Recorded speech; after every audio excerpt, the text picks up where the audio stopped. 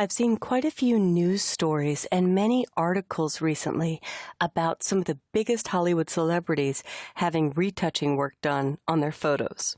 Now, whether you agree with that or not, a lot of people are curious about how these effects are created.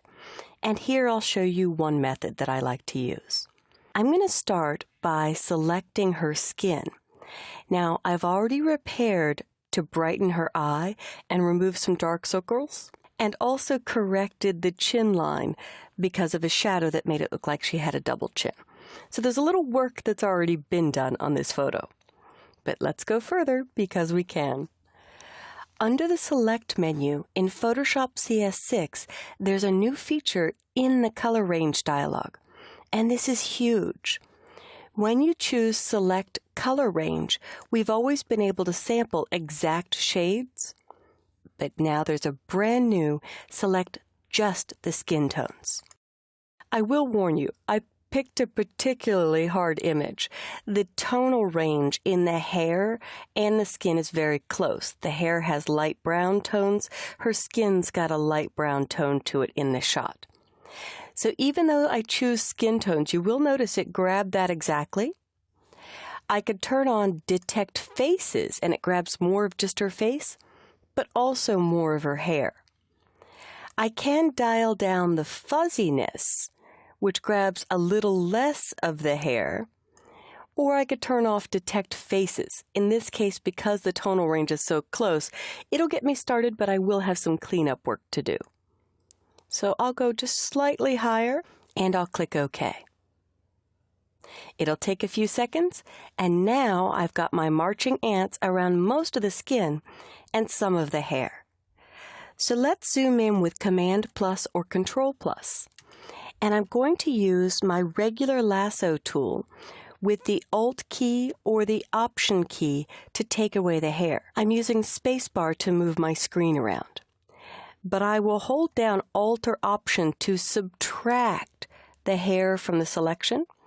And I only have to be careful around the skin. In fact, here I'm making a huge selection area because I'm going to finish it off in a circular motion. Be very careful to let go of my mouse first, and now none of the top part of the hair is included in the selection. I'll use my space bar to move and do Alt and circle these little bits out here. And instead of cleaning up everything, I can actually paint this in on a mask. We're ultimately going to end up with a mask. But let's just get more of the skin before we do that.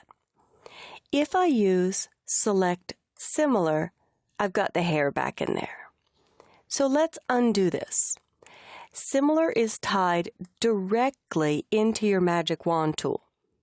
So on the Magic Wand tool, I'm going to set the tolerance to 5 to grab fewer areas when I choose Select Grow. Now, I want to show the difference between Grow and Similar. Similar grabs similar tones, which, as I said, the hair has a lot of similar tones. If I undo that, Select Grow only grows into touching areas. So in this case, it's a lot safer for the skin. Select Grow, and it will not grow into other parts of the hair. I could finally use Shift on my Magic Wand tool to occlude a few more parts, but I'm going to just let this go and paint the rest in when I get to my mask. I'm going to use a layer mask for that Hollywood effect, and it doesn't hurt to do a little clicking before I start there. But we can be very precise with the mask. Once you've got a little bit more included, and I can up my tolerance maybe to 15 this time. I think I actually said 5 last time, but I typed 9. No worries. You'll see the values in the recording. Select Grow. There we have it. Mostly the skin. The necklace is fairly isolated, and so are the straps and the background. To create the Hollywood skin, I want to make sure it's editable. So I'm going to double-click on Background and name this layer Model. Then I will choose Filter, Convert for Smart Filters.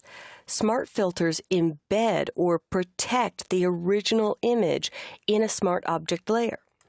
So when I click OK, you'll see that this Smart Object icon has appeared, meaning it copied the original photo into that layer. Instead of dragging the layer to the new layer icon, which you'll see on a ton of the tutorials that you Google, that's an older method because we didn't have Smart Objects until I believe CS3 or CS4. Now, if I run Filter, Blur, and I used to use Gaussian blur. Gaussian blur is a random blur or blend that uses a bell-shaped curve that's generated when Photoshop weights and averages the pixels. There's a newer blur, again, added in the last few versions of Photoshop. It is called surface blur. Surface blur is a much more intelligent blur for skin tones. And the way surface blur works is it has a radius and a threshold. And if I set both of these to their minimal values, a radius of 1 isn't going to blur really anywhere. So the radius of 1 says how many pixels do you want to soften? Let's try 5 to start, but I will not hit return or enter. Now nothing's happening. If I click here, that's before and after. You could see nothing's changing. That's because threshold says, where would you like to blur? If I dial threshold up to 20, and again, don't hit return or enter, it kicks in instantly. I can click and hold here, that's before. Let go, that's after. The marching ants are distracting, so I will go to View, Extras, to hide the marching ants, so I can uncheck and check Preview, before, after. Very subtle, very soft skin. So the higher you set threshold, the more high contrast colors it will blur, and you start to get that glowing effect. Also, the higher you set radius, the more blur will happen. So threshold should be used, especially in edges here, so you don't get halos, to protect the high contrast areas. As you dial threshold down, I'm not getting a glow along an edge, but I'm still getting flawless skin. That's the biggest difference between Gaussian blur and surface blur. And in fact, I'm blurring way too far so I can clean up my mask.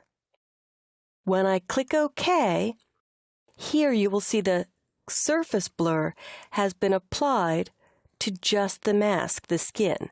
And by clicking the eye icon on and off, you could see it before and after. If I zoom in with Control plus or Command plus, there may be spots that are blurred that I don't want to get the blurring. In fact, I'm not finding many right now, but we'll zoom down with Control minus or Command minus, and you can actually paint in the mask to prevent areas that are blurring that shouldn't. And you could paint with percentages. So let's say the ear here. If I click on the black and white mask, I can go to my regular paintbrush tool. B for brush goes to the brush tool, and white will reveal. So if I use my right bracket key and I paint with white, I'm revealing more of the original image.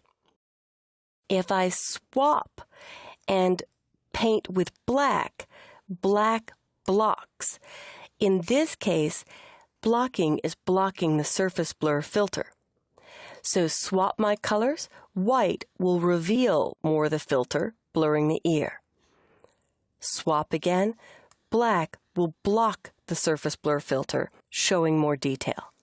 So here, I might want to reveal this ear, and sometimes I'll even do percentages. This nose may look a little too crisp, so I can test whether I'm blocking or not just over the eye. This is bringing back more detail. So I'll swap my color and set my opacity to 30% by hitting the number 3, and now I'm softening the nose in 30% increments. If you try that, let's say at a high number like 80%, 8 for 80, change that. I blurred the lips by 80%. I'll zoom in with Control plus or Command plus so you could see it. Swap your colors again and paint back. And each time you let go, you're getting 80% more. So basically, your second paint stroke is bringing back the whole original. Swap again. I see a little bit of pores here. So let's hit 0 for 100% opacity. And I could reveal more of the blur or dial up my blur. So this is the first step in Hollywood Skin, applying a blur, and you can use your own judgment for how much you'd like. To subtly blur or dial up or down the blur settings, you paint on the mask. And one last thing I'll show you. In the hairline, that often tends to get blurred. Here I could see it's really out of focus. So I want to paint with black to block the blur effect, and I'm revealing more detail at the hairline. And around edges is a good spot for this with a nice big soft feathered brush. If you paint too far in, X will swap your colors and paint again to add the blur back. Because we used a surface blur, we don't have to be as careful along the edges as you would be with Gaussian blur. Lastly, I will hold down Control or Command and click on the mask to load it as a selection again, and I could see I missed some in the hair. So Command D or Control D to deselect, black to block the effect, and I'll just paint over the hair so it doesn't lose detail.